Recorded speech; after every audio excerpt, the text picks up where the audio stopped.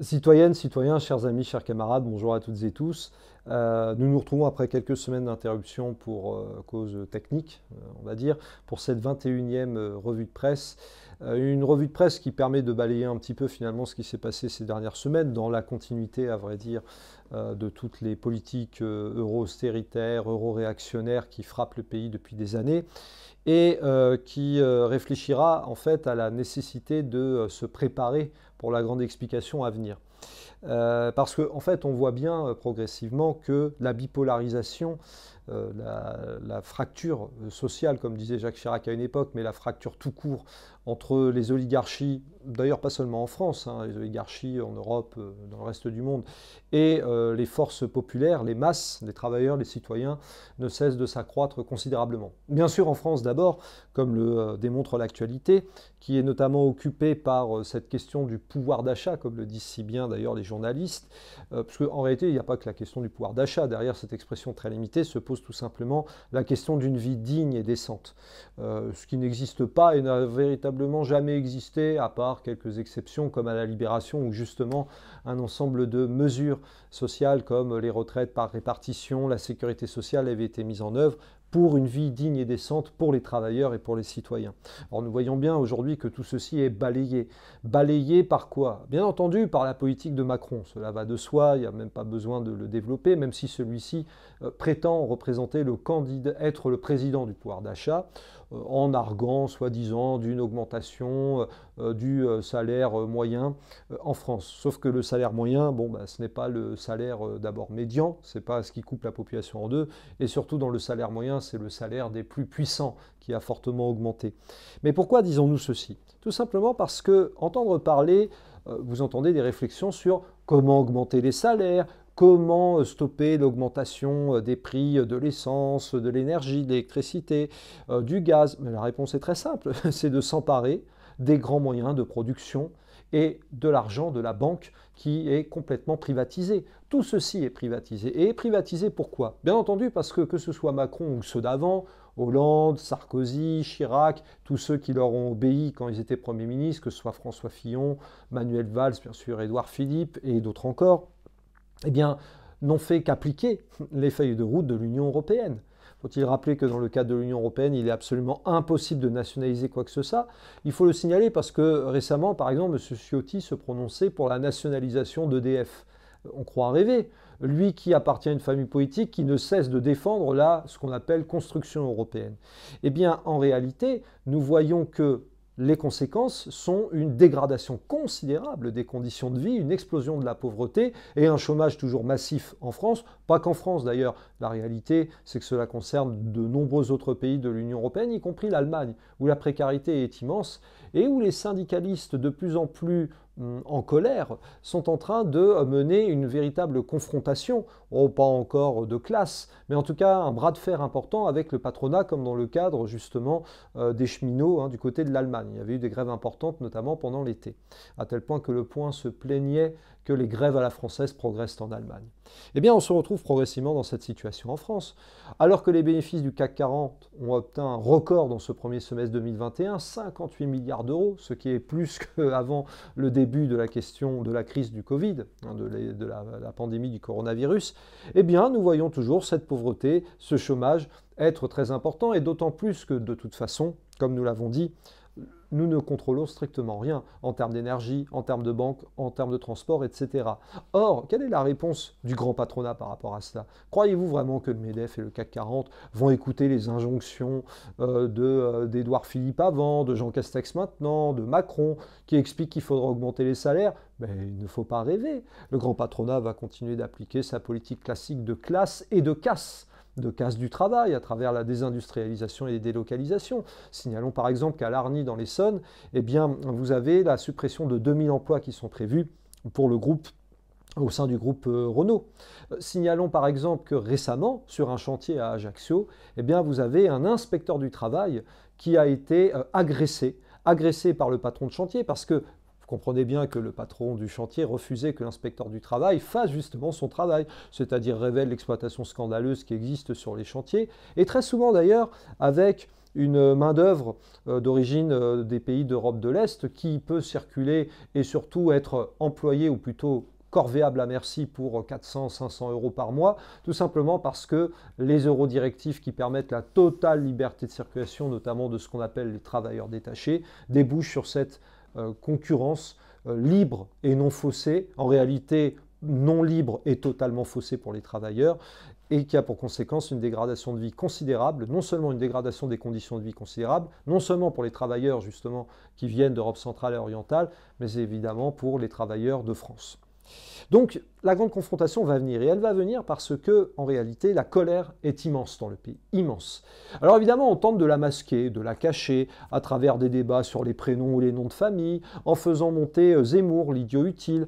Un idiot utile qui d'ailleurs a pourtant clairement annoncé la couleur, lui qui se revendique patriote et souverain. Non, il ne sortira pas de l'Union européenne, ni de l'euro, encore moins du capitalisme, cela va de soi. Et c'est pareil pour Marine Le Pen, et c'est pareil pour Nicolas Dupont-Aignan, et c'est pareil pour Xavier Bertrand, qui avait employé l'expression d'assassinat prémédité pour évoquer la disparition, la suppression de 863 emplois dans l'usine Bridgestone à Béthune l'année dernière. En réalité, tous ces gens-là ne changeront strictement rien en termes de conditions de vie pour les travailleurs, et pire, accentueront la politique de classe et de casse, c'est-à-dire la répression envers les luttes sociales, envers les combats des travailleurs et des citoyens. Et puis il y a déjà des candidats à l'élection présidentielle qui annoncent clairement la couleur, comme Valérie Pécresse. Valérie Pécresse, qui d'ailleurs avait eu droit aux honneurs à la fête de l'UMA il y a 1 mois et demi, et qui a clairement annoncé qu'elle avait l'intention de supprimer 150 000 postes de fonctionnaires, d'augmenter l'âge de départ de la retraite à 65 ans, etc.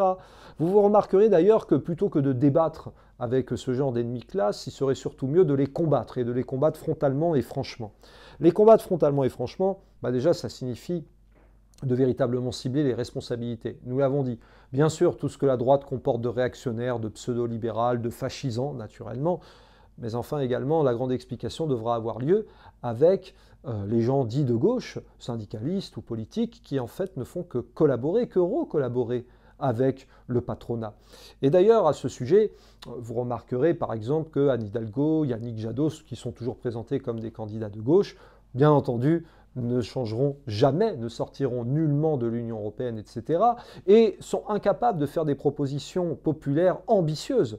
Ambitieuses tout simplement parce qu'ils seront toujours, perpétuellement, prisonniers de ces traités imbéciles et dogmatiques, comme l'est par exemple le traité de Maastricht, seront toujours prisonniers de la mondialisation capitaliste, de l'OMC, du FMI, de la Banque mondiale, qui n'ont nullement l'intention de remettre en cause. Et puis, bien entendu, je viens de parler du refus de sortir de l'euro, de l'Union européenne, notamment, que dire de Fabien Roussel, qui encore récemment expliquait qu'il allait militer pour un SMIC européen. Bon, autrement dit, ce que disait déjà François Mitterrand à une époque. Et puis, de plus en plus d'insoumis, très clairement, ne parlent plus de la sortie de l'Union européenne, puisqu'il paraît que nous nous retrouverions isolés, coupés du monde, et que nous serions incapables de faire quoi que ce soit. Ah, vraiment? En nationalisant les banques, en récupérant le contrôle sur tous les grands secteurs clés de l'économie, que sont les énergies, que sont les banques et les assurances, que sont les transports, la grande distribution, les communications. Vraiment? D'ailleurs, notons au passage que si vous voulez vraiment augmenter le pouvoir d'achat, il faut déjà pouvoir contrôler les moyens qui permettent d'augmenter ce pouvoir d'achat, à commencer par l'argent. Or, l'argent est clairement prisonnier de la Banque centrale européenne et de l'ensemble des institutions européistes qui, dans le fond, ne font que imposer la dictature du capital. Alors, si je dis tout ça, c'est parce que nous nous retrouvons dans une situation où la grande explication ne devrait plus trop tarder. Peut-être. Il est difficile de faire une prévision. Mais d'abord parce que nous voyons bien que l'abstention est annoncée encore avec un chiffre important pour la prochaine élection présidentielle. C'est la preuve que tous les candidats médiatiques sont incapables d'attirer à eux des travailleurs, des citoyens de plus en plus désabusés, désemparés, et à raison. Par ailleurs, même si, évidemment, nous espérions qu'il y ait davantage de mobilisation dans les rues, nous avons pu constater que le 5 octobre dernier, lors des manifestations prévues par l'intersyndicale, il y avait des bases de plus en plus, de plus en plus combatives, de plus en plus revendicatrices et ce que les journalistes appelleraient radicalisées, par exemple au sein de la CGT ou au sein de Force ouvrière également. C'est très intéressant de voir ceci, parce qu'en fait, il y a un décalage croissant entre les directions confédérales euro-formatées qui acceptent de continuer le pseudo-dialogue social dans le cadre de l'Union européenne, et des bases qui ont parfaitement compris que c'est la grande explication, la grande confrontation qui se profile et qu'il faut préparer. Une grande confrontation, une grande explication qui malheureusement également, disons-le clairement, se situe à l'échelle planétaire avec un risque de guerre désormais véritablement avéré du côté du Pacifique.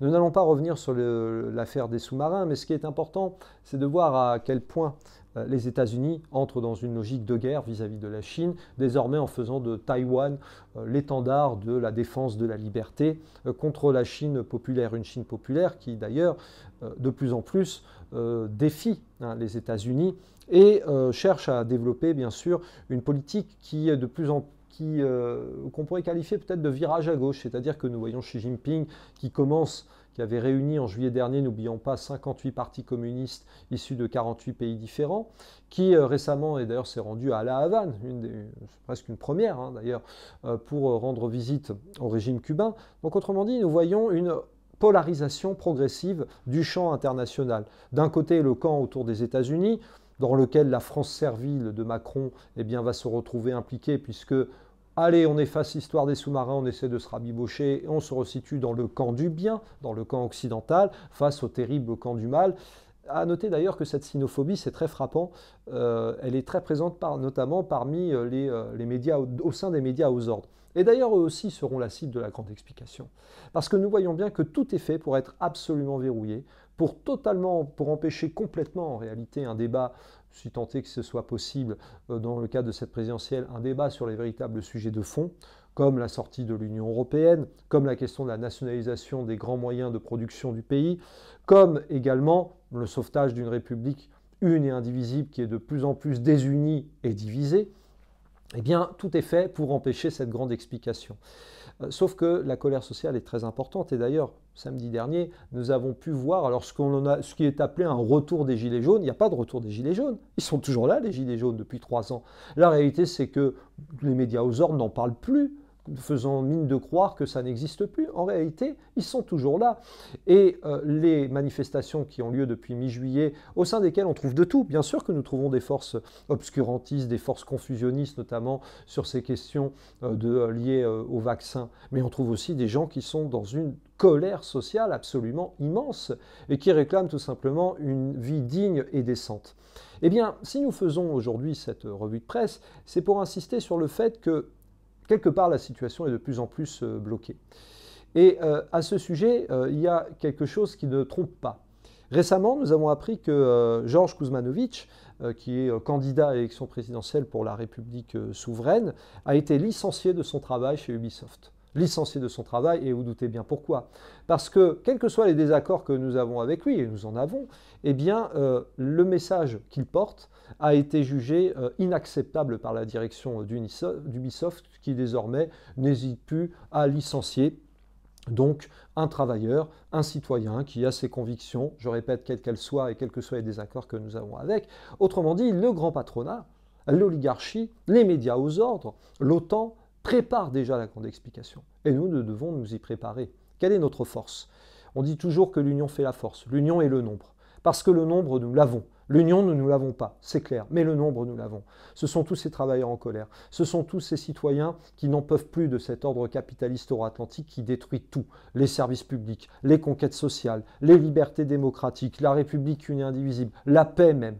La paix à travers la montée d'ailleurs de la fascisation, que ce soit en France, que ce soit dans le reste du monde également. Et signalons, c'est ça qui est très important, que cette grande explication n'aura pas lieu qu'en France. Il faut notamment indiquer qu'aux États-Unis, depuis le printemps, se développe un immense mouvement de démissions. Bien entendu, des démissions, ce sont des actes individuels, mais qui traduisent un profond malaise dans le monde du travail aux États-Unis. Et en ce moment se développent des grèves qui parfois impliquent des dizaines de milliers de travailleurs dans certains grands groupes. Autrement dit, même aux États-Unis, même dans le pays du capitalisme, le pays phare du capitalisme, disons-le comme ça, eh bien nous voyons les travailleurs qui commencent à redresser la tête progressivement. Et cela explique pourquoi en face la violence de classe est de plus en plus prononcée et la surveillance envers justement, les avant-gardes qui militent pour un nouveau monde comme nous sont de plus en plus surveillés. Ce n'est pas une surprise, car nous sommes de plus en plus surveillés. Nous devons en avoir conscience. Et c'est pour ça que nous devons avoir conscience de nos objectifs et surtout de notre devoir de discipline, d'organisation, de solidarité entre les travailleurs. Et c'est pour ça que nous renouvelons, d'ailleurs au passage, une proposition que nous avons déjà formulée par le passé, celle d'une grande manifestation, déjà au moins une journée, mais qui associe tous les travailleurs, tous les citoyens, toutes les forces politiques véritablement progressistes, antifascistes, anti-européistes, anti-impérialistes, pour pouvoir bloquer les profits des capitalistes, pour pouvoir même bloquer le pays, parce qu'en face, eux, ils ne vont pas hésiter à nous bloquer, et plus que ça, à nous débloquer tout court d'ailleurs. Eh bien, nous devons être prêts à faire face à cette grande confrontation, parce que s'il y a quelque chose qui est bel et bien bloqué, c'est la pseudo-élection qui se profile. Une pseudo-élection où les sondagiers décident d'avance qui sera présent, où les médias aux ordres décident d'avance qui seront les têtes d'affiche, où on voit que ce qui est appelé la gauche, pour le peu qu'il en reste, risque d'être complètement laminé. C'est aussi la raison pour laquelle le PRCF mène une campagne pour l'alternative rouge tricolore. Une campagne non pas électorale, non pas pour une lutte des places, mais pour la lutte des classes, une campagne politique, qui est là, encore une fois, pour diffuser les mesures d'urgence que nous proposons, ainsi que notre programme pour les nouveaux jours heureux, qui date de 2011. Il faut le rappeler parce que le défi des jours heureux de Fabien Roussel, il ne date pas de plusieurs années, il date de quelques mois, voire quelques semaines. On n'apprécie pas trop le plagiat, disons. Eh bien, voilà ce qu'il faut préparer, plus que jamais, la grande explication, ce qui nécessite, encore une fois, une forte unité entre les travailleurs, entre les syndicalistes de combat, entre les gilets jaunes, entre les citoyens, qui n'en peuvent plus de cet ordre en train de décrépir, et qui montre ses muscles. Mais pourquoi? Parce que plus il montre ses muscles, et plus il est répressif, plus cela signifie en réalité qu'il tremble. Car ce soi-disant nouveau monde, qui n'est qu'un ressassé de l'ancien régime, ne cesse plus que jamais d'avoir peur. Peur de la grande explication à venir. Il prépare, les gens d'en face préparent la grande explication à venir, à notre camp de le préparer pour mener le combat, non seulement dans cette année électorale, mais surtout après, parce que c'est après le printemps 2022 que la grande explication aura vraiment lieu. Le combat continue, camarades.